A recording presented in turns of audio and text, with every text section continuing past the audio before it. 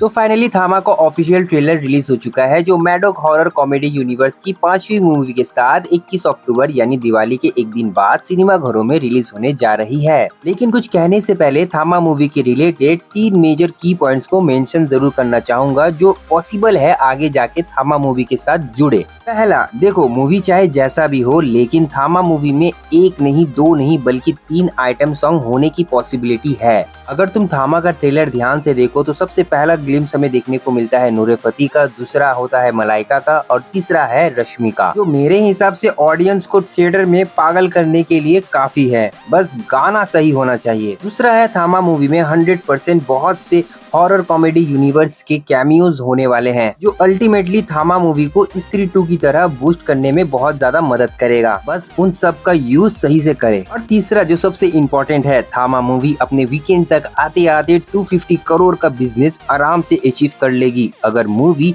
स्त्री 2 से अच्छी हो तो। इस 2 मिनट 54 सेकंड के ट्रेलर में क्या है सबसे ज्यादा खास और क्या है सबसे ज्यादा बकवास, वो जानते हैं। तो ट्रेलर शुरू होती है रश्मिका मंदाना एके तड़ाका की वॉइस और मिस्टीरियस जंगल में स्थापित किसी पुरानी मंदिर के इवेंट से, जिस वॉइस ओवर को सुनकर या देखकर ये लगता है कि बहुत साल पहले मानव जाति को और पृथ्वी को किसी बड़े से संकट से बचाने के लिए थामा ने वेम्पायर या फिर बेताल को बनाया, लेकिन कुछ पल के लिए। इस मूवी में बेताल का रोल प्ले कर रहे हैं नवाजुद्दीन, जो मूवी में आगे जाकर मेन विलन बनेंगे। बस थामा के इस प्रपोजल को बेताल यानी नवाजुद्दीन एके याक्षान नामंजूर करता है और इंस्टेंटली मानव जाति का रक्षक बनने की जगह भक्षक बनने का फैसला करता है और अपनी बेताल प्रजाति को जन्म देकर मानव जाति और दुनिया के ऊपर में राज करने का फैसला करता है। फिर हमारी रश्मिका थामा की दी हुई पावर से बेताल को कैदी बनाती है और हमेशा के लिए उसे बड़े से गुफे में फिक्स कर देती है। हालांकि पूरी ट्रेलर में रश्मिका के पावर को सही से दिखाया बिल्कुल भी नहीं गया है, लेकिन फिर भी अपने एक्सपेक्टेशन को, अपने हाइप को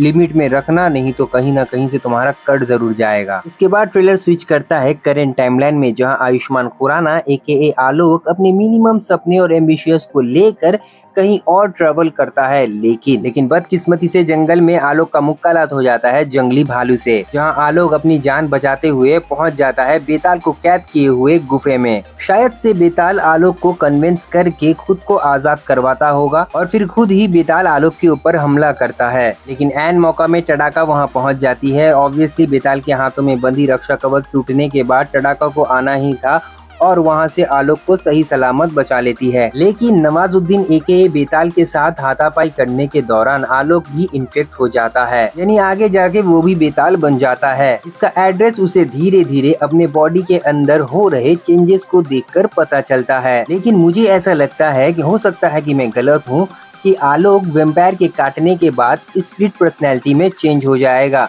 जहां एक पर्सनैलिटी आलोक को रिप्रेजेंट करेगा तो दूसरी पर्सनैलिटी वेम्पायर एके बेताल को। मेरा मतलब दिन के टाइम जहां आलोक एक लप्पू सा झिंगुर सा लड़का बन के रहेगा, तो रात के वक्त वो बन जाएगा एक वैम्पायर जो किसी भी चीजों से डरने वाला नहीं, खुलेआम कत्लेआम करता रहेगा। वहीं दूसरी तरफ आलोक के पिता परेश रावल भी अपने बेटे के अंदर के चेंजेस को देखकर काफी ज्यादा हैरान है और एक्सप्लोर करते हैं कि कैसे क्या हो रहा है। और साथ ही साथ कुछ मीम्स भी हमें ट्रेलर में देखने को मिले हैं, जो बहुत ही अच्छा है, जिसे देखकर उम्मीद करता हूँ कि शायद मूवी में भी हमें बहुत से मीम्स देखने को मिले। ट्रेलर में आगे बढ़ते हुए रश्मिका मंदाना एके टडाका आलोक के साथ उसी के घर पर रहती है और वो भी जानने की कोशिश करती है कि आलोक वाकई में ही वैम्पायर बना है कि नहीं, और इसी साथ साथ में एक दूसरे से प्यार हो जाता है। लेकिन टडाका अपनी बाउंड्रीज को जानती है और खुद को आलोक से दूर रखने की कोशिश करती है। लेकिन इसी बीच आजाद घूम रहा यक्षान एके नवाजुद्दीन अपनी बेताल आर्मी के साथ किसी न किसी तरह आलोक और टडाका के ऊपर में हमला करता रहता है और इसीलिए टडाका आलोक को बचाने के लिए खुद को आलोक से दूर कर लेती है। लेकिन अनफॉर्चुनेटली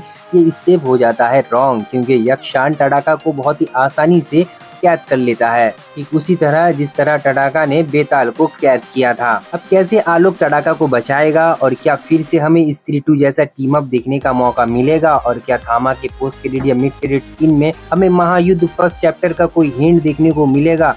तो इन सब चीजों को जानने के लिए हमें मूवी देखना जरूर होगा। वीडियो अगर अच्छी लगे तो लाइक कर देना, दिल करे सब्सक्राइब कर देना। मिलते हैं अगले वीडियो में। Till then bye bye.